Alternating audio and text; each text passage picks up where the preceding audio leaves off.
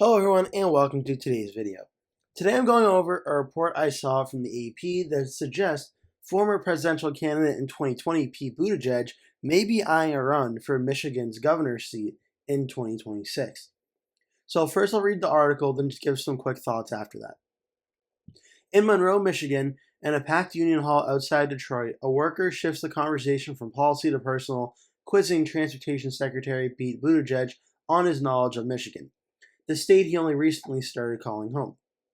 Quote, Secretary Pete, I apologize, one auto worker yelled from the crowd. Now that you're a Michigander, who do the Lions play on Sunday? Caught off guard, the former mayor of South Bend, Indiana, couldn't provide an answer. Familiarity with the schedule of Detroit's long-suffering but recently soaring football team isn't an official prerequisite for holding statewide office. But the casual exchange illustrates the challenge Buttigieg may face in proving his connection to Michigan voters, a hurdle some Democrats nevertheless hope he'll take on by entering a crowded governor's race. Though Buttigieg has publicly and privately stated he won't make any decisions about his future until after the Biden administration ends on January 20th, he has already fielded calls from Michigan Democrats urging him to enter the 2026 race to replace Governor Gretchen Whitmer, who is term limited by Michigan's state constitution. Buttigieg, who moved to Traverse City, Michigan, soon after his unsuccessful presidential campaign in 2020, hasn't ruled out the possibility, according to a source speaking on the condition of anonymity, to discuss private conversations. Quote, I haven't made any decisions about it, big decisions about my future, and I know that we've got 6 more weeks and we've got to sprint through the tape, Buttigieg told reporters at an event south of Detroit on Monday. Bound by the nature of his official trip, Buttigieg avoided political questions during his visit, which included a stop at a union hall in Dearborn before heading south of Michigan to highlight nearly $200 million in federal funding to replace the bridge. But pressure is on him to enter the governor's race will likely only intensify after Detroit Mayor Mike Duggan, expected by many Democrats to be the leading contender to succeed Whitmer, announced last week he plans to run as an independent. Quote, people are shocked and stunned and angry. Many view this as a serious situation where Mike Duggan could potentially put the governor's mansion in the hands of Republicans and roll back years of progress, said Andrew Feldman, a Democratic strategist who has worked for the state party. Michigan Democrats, who until recently have been posting big wins in a battleground state and advanced a progressive agenda with remarkable party unity, suddenly find themselves in a new period of turmoil after significant losses in the 2024 election, including a back-breaking defeat in the presidential race. President-elect Donald Trump won the state by a wider margin than he did back in 2016, and Republicans reclaimed control of the state house, ending Democratic dominance in the legislature. In their final month holding a slim majority in both chambers, the party has struggled to pass significant legislation hampered by internal divisions. While Whitmer herself, the subject of speculation about whether she'll seek higher office, still has 2 years remaining in her term, Duggan's surprise move has kick-started the race to replace her and has left Democrats worried the mayor of Michigan's largest city could drain support from their candidate and hand the office over to Republicans. Buttigieg, who vaulted to prominence during his 2020 presidential run and definitely engaged with conservative audiences on behalf of President Biden and Vice President Harris, could have appealed to win that support back. He said, quote, I personally want to thank you for going up facing the Fox News crowd, listening to people's questions and answering. And I think you're one of the few politicians that does that, an attendee told Buttigieg at the Union Hall on Monday. Buttigieg moved to Michigan to be closer to his husband's family. He said in an interview with the Associated Press on Monday, I grew up a few miles from the state line, so even growing up, I was getting the news about Michigan and from both sides of the state line. I could point to any number of moments over the years, some wonderful and some really tough, like when our little guy was in the intensive care in Grand Rapids. But yeah, bottom line, this is home, Buttigieg said. Other potential Democratic candidates may not be ready to concede either race just yet. Michigan Democrats still boast one of the deepest political benches in the country, with several high-profile candidates expected to join the race soon. First among them is Secretary of State Jocelyn Benson, who confirmed last week she is, quote, certainly considering a governor bid and is actively listening to voters' concerns as she weighs her decision. She also criticized Duggan for abandoning the party rather than grappling with his challenges. Quote, for me, it's more important than in moments like this. We don't flee from the party, but we stay and fix it, Benson said during a televised debate with reporters. Lieutenant Governor Garland Gilchrist II is also considering a governor bid and has assembled a team to explore the possibility, though a final decision won't be made until 2025, according to a source with direct knowledge. A 42-year-old Detroit native, Gilchrist, who is black, could provide a strong contrast to the 66-year-old Duggan, who is white. If he runs, Gilchrist plans to engage with voters who feel the Democratic Party failed to address their frustrations with the status quo.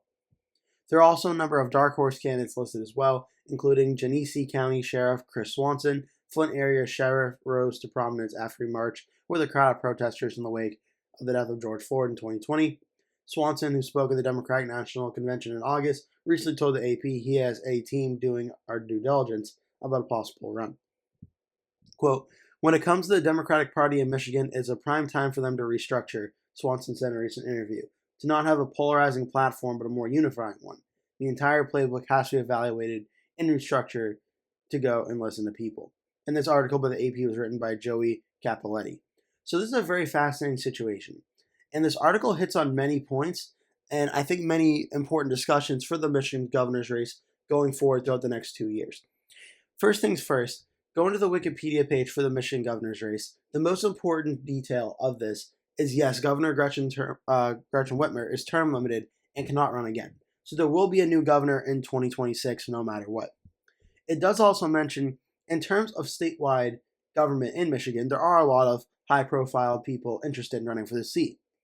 You know, when you look for a potential future governor, the usual suspects usually include the Attorney General, the Secretary of State, the Lieutenant Governor if the state has one, State House or Senate presidents. These are usually the people that are next up on the list. And at least from the article, what we've read so far, it seems like Michigan, every single one of those positions is pretty much interested in running. From the Secretary of State to the Michigan Senate Majority Whip to a Genesee County Sheriff, but Lieutenant Governor of Michigan is reportedly interested in. The Speaker of the Michigan House could potentially be interested in, and Majority Leader of the Michigan Senate could be interested in as well. So there's no shortage of potential Democratic candidates in Michigan, which actually on the Republican side is something the Republicans appear to have problems with. Is when you look at the Republican primary, there have been some people that have publicly expressed interest, but there really is not a clear person for the Republicans to run in this race in Michigan. And with respect to the Senate race in 2024, that was one of the big issues with the Republican Senate race in Michigan trying to win the seat, was the Republicans didn't really have a clear, strong frontrunner candidate going into the race, which put some doubt as whether or not Republicans would be able to make the seat competitive. Ultimately, it ended up only being a 0.3% margin of victory, so it was a very competitive race, but the Republicans weren't able to really land a top-tier Republican candidate for the Senate race. And that is a legitimate concern, once again, for the 2026 governor's race. You have people like Mike Cox, Tudor Dixon, Jonathan Lindsay, and Arik Nesbitt who have all publicly expressed interest. But how many of them are household names in the state of Michigan? That's going to be a question that remains to be seen in 2026. At least on the Democratic side, whatever your personal opinion of him is, Pete Buttigieg would almost immediately be a household name in the state of Michigan. The one problem Buttigieg will likely have to deal with is the fact that he did move to Michigan about 3 to 4 years ago now, but he will 100% be characterized as a carpetbagger. His whole personality shtick in 2020 was him being Mayor Pete from South Bend, Indiana. Now living in Michigan, running for governor in Michigan, I'm sure these questions will certainly come up on the Republican side of things, but even from some Democrats as well, like the article mentioned, there will be people in Michigan who will not accept Pete Buttigieg as being truly from the state.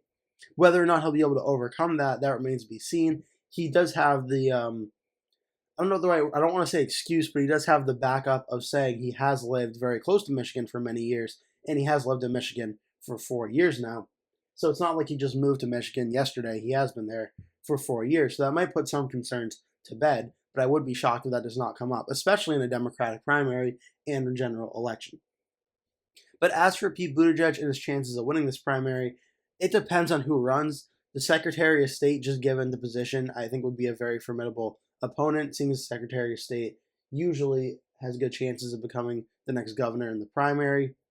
Also, you have to look at the lieutenant governor as well. Succeeding Governor Gretchen Whitmer would certainly be a high-profile name, but I think to start out in a Democratic primary, I think Pete Buttigieg would start out as the favorite, given his national name recognition. Whether or not that holds by the time the primary takes place remains to be seen, but I think you would have to assume he would start out as the favorite. As for the governor's race in Michigan itself, right now Republicans start out with about 17 governor's races. I'm very confident they are going to win. Democrats start out with about 14. I'm very confident they're going to win. And there are about 5 governor's races that I think are truly competitive at this time. Of course, this is all subject to change as new polling and such comes out and things change. But Michigan is certainly going to be one of the closest governor's races in the country, right along there with Nevada, Arizona, Georgia, and Wisconsin. The question for Michigan is, like the article says, how much of an impact does Detroit Mayor Mike Duggan have? If it is true that Mike Duggan has a significant polling impact, such as getting 5 to 6% of the vote, he's likely pulling a lot of those voters away from the Democratic candidates, and that may create a situation where Republicans could win this race by about 2 to 3 points, or even at worst, maybe under 1%. So that remains to be seen. If Duggan, for some reason, does not run or backs out of running, and it's Buttigieg versus a Republican candidate, well, then things get a lot more competitive. And that's when the discussions start to be had. Michigan in the 2024 presidential election just voted for Donald Trump 49.7% to Kamala Harris's 48.3%, a win of about 1.4 percentage points. But it also does need to be remembered that we also have a Senate race happening in Michigan in 2024, where the Democrat, Lisa Slotkin, won 48.6 to 48.3. So even though on the same ballot where Michigan narrowly elected Donald Trump, Michigan also super narrowly elected a Democratic congresswoman to be the next senator from Michigan. So Michigan has shown, at least in 2024, its willingness to vote for either a Republican or Democrat at the top of the ticket. As for the governor's race itself in Michigan, back in 2022, Gretchen Whitmer defeated Republican Tudor Dixon, who again is mentioned as a potential candidate for 2026. Maybe she does better this time around in 2026 if she does run, but that still we're going to have to wait and see on that, by about 10.5%. Looking back now at 2018, Gretchen Whitmer won her race by about 9.6% over the Republican candidate. So both times Michigan would be seen as a likely Democratic win in Gretchen Whitmer's 2 terms. Going back now to 2014, the last time a Republican won the state of Michigan, this was Governor Snyder at the time, before the Flint, Michigan scandal broke out. So he was still dealing with pretty high approval ratings at this time, won the state of Michigan by about 4.1%. So while 2014 may not sound that long ago, that's now coming up on 11 years ago. So Republicans have not won Michigan's governor's race in about 11 years. Will they be able to win it in 2026? That remains to be seen. But at very least, on the Democratic side, there is not going to be a shortage of competition in a Democratic primary. On the Republican side, there may be a very contested primary, but it's a lot of people who, with respect to the candidates, are not super well-known household names. And that will be a problem Republicans will have to overcome. In my latest governor prediction I just did a few days ago, I did start this race off in the lean Democratic column. I am waiting to see more information on how much vote percentage Mike Duggan does get, because I think depending on how Duggan does, this race could very easily go from lean Democrat to lean to tilt Republican very, very quickly. But I think given the historical precedent of Michigan, where yes, it just voted for Donald Trump at the presidential level, but statewide the last 10 years or so has been about a lean to tilt Democratic state. Right now, I'm leaving Michigan as lean Democrat on the governor's race, but again, this is one that's certainly subject to change going forward. That will do it for today's video. Thank you so much for watching. If you enjoyed the video, please remember to give it a like, and if you really liked it, please remember to click the subscribe button, and make sure you turn post notifications on so you always get notified when I post a new video. That way you never miss one. Also, please remember to share this video with your friends and family if you really, really, really like the video. And remember to stay tuned, because I'll be posting at least one video every single day leading up until Election Day. So I'd really appreciate it if you keep coming back and watching those videos. Thank you so much for watching, and I hope to see you in a future video.